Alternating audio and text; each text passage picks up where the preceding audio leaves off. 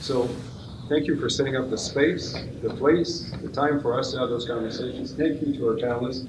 And now I'll leave the floor to Helle Tosine from the Royal Canadian Institute. Great. Thanks very much, Mark.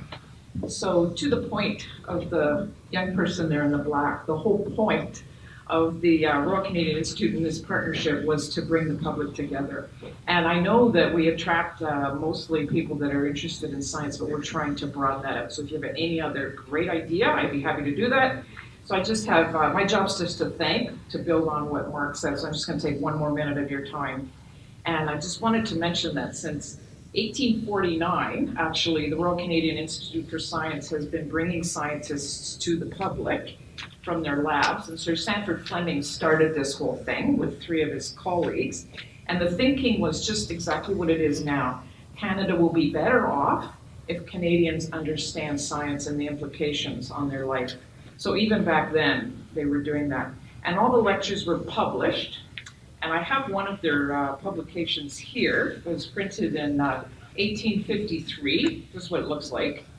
So instead of recording, which we're doing now, and it's going to be all podcast and webcast, they published the lectures, and I flipped through it earlier. And one of the topics there was how to manage electric light. So they were talking about emerging technologies at that time. We're still delivering on that vision of trying to engage the public.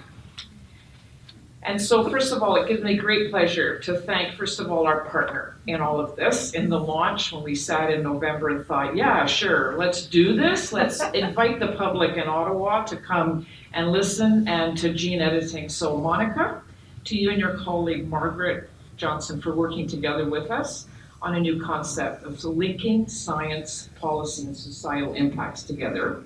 Thank you. Secondly, our great appreciation and thank you to Dr. Mona Niemer, Canada's first Chief Science Advisor. We're very honored that you took the time and you were able to join us today with what we consider actually the launch of this new public lecture series. And we believe in the same mission that you do about providing the public with the opportunity to engage like we did today with science and policymakers, and that'll also strengthen Canada's science culture. And thirdly, our main event here. I'd like to thank the featured speakers, the panelists, Dr. Janet Rosant, Dr. Jennifer Kuzma, Dr. Robert Anand, and our moderator, Dr. Mark Fortin. They gave us today, this evening, their most valuable resource. Their most valuable resource is their time. Their time to speak with the passion about the exciting science of gene editing, the challenge of developing policy for such an innovative and emerging area, and the impacts on society. And for Mark, very engaging, us all in the discussion. I know you had a ton of other questions you wanted to personally ask, so I'll let you loose on them shortly. And finally, we know that the devil's in the details for organizing events like this. So without Raphael Desordi from ISSP and Helle Tosine from RCIS, this event would not have come together.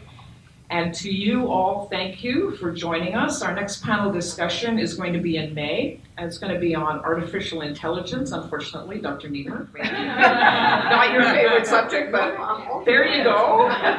But the same issues, the science, the policy, and the societal challenge. So watch our website for the details, and thank you for coming.